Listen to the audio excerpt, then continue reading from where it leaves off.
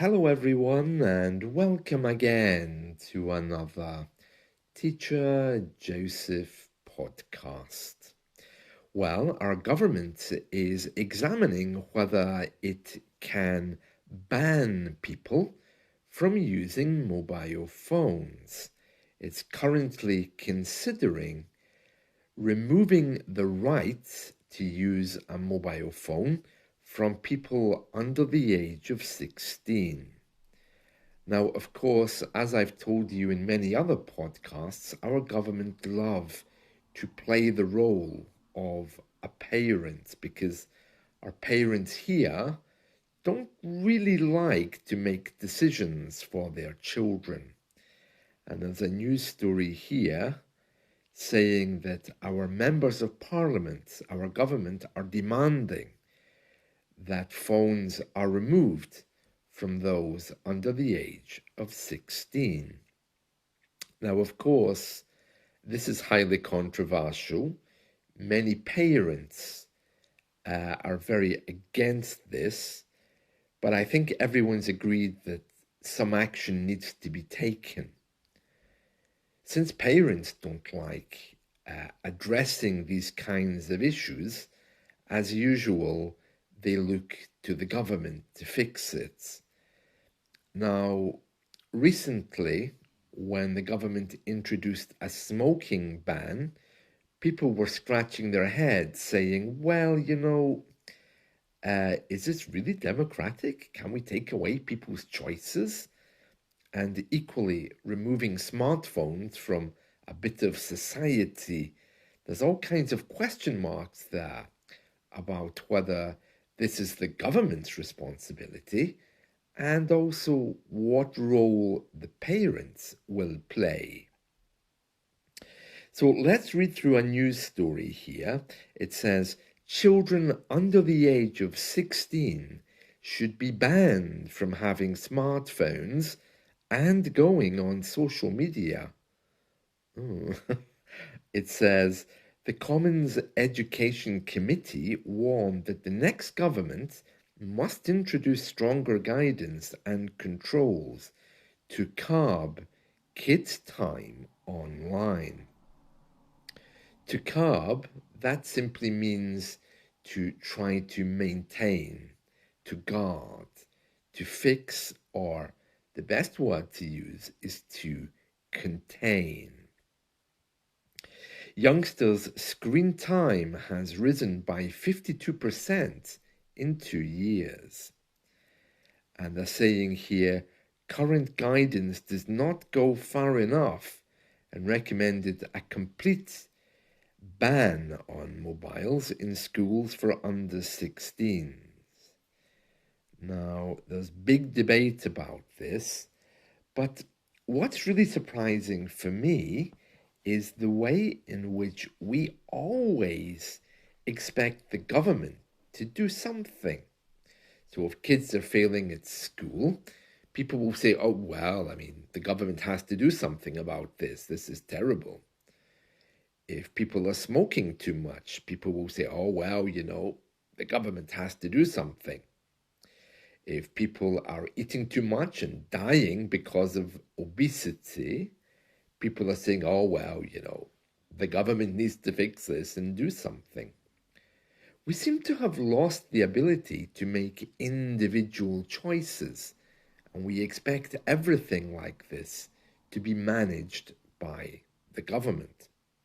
Of course, our government reacts by giving us things to think about, but in return, they will expect us to vote for them, and it keeps them popular.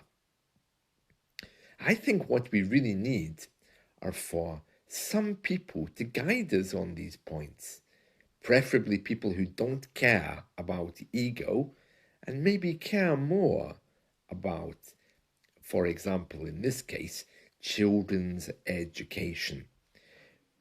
The more we look to the government to make choices for us, the more we lose our individuality.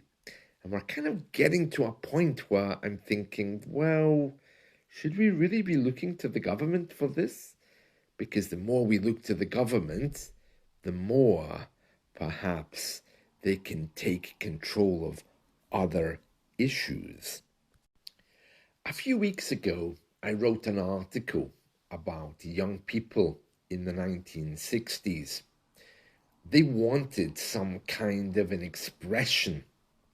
They wanted more freedom, and they wanted to break away from the conservative attitudes of their parents and peers.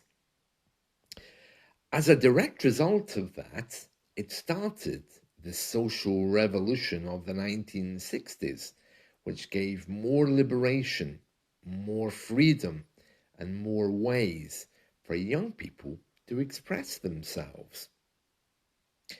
I can remember when television started to become very, very popular for young people in the 1970s. During that time, people were very concerned, and they used to say, oh, television, it's a social evil, it's bad for people, and it will lead to more and more people having a lack of concentration and a lack of an ability to talk to each other. Perhaps in part that was true, but on looking back, it didn't actually do us any harm. In fact, if anything, it really helped us to find our identities and to offer us new ways of living. So this debate about smartphones and young people, maybe if the government was to capture that energy, maybe if they started using social media to educate people instead of simply removing it from people, perhaps that would be a better idea. Or maybe they should examine how social media is educating people already. Perhaps that's another thing that they could examine. But it's very difficult, and I'm not sure where all of this is going. But one thing is for sure, social media can be very addictive, but is it really an evil? I'm not so sure. One problem about British culture and living in the UK is we tend to have a moral attitude to everything. We don't think of it as being useful or not useful. We tend to think of it as being good or bad. I think this is something which religion has left with us. Because of our religious history, we seem unable to let go of this kind of strange duality that everything has to be good or bad, and somehow brings about some positive thing for our life or some kind of bad thing, which leads to a scary and dangerous discussion. We've been able to let go of the thing that brought us this whole good and bad attitude towards life, so maybe it's time to rethink that, well, perhaps most things that we see around us usually end up being good. It looks to me like that old British proverb, nothing is good or bad except your thinking makes it that way, is really relevant in this situation. Because the more we examine things, the more we decide if they're good or bad, but we don't really look at the wider implications. Of course, our government will look to other countries and they will say, look, the smoking ban worked well in this country, or removing mobile phones from kids went well in this country, trying to back up their arguments. But if we can just let go of this idea that some things are completely good and some things are completely bad, then probably we could move forward in a quicker way. One of the key differences between American culture and British culture is that in America, they seem able to move forward. They can make changes to their systems and adapt them very quickly. We don't seem able to do that because our education system, for example, and the other systems we have here have been around for hundreds of years. So it's not easy just to introduce a new way of doing things. Americans, on the other hand, they're very good at just bringing in new psychology, bringing in new practices and new ideas, but in Britain we get a bit stuck.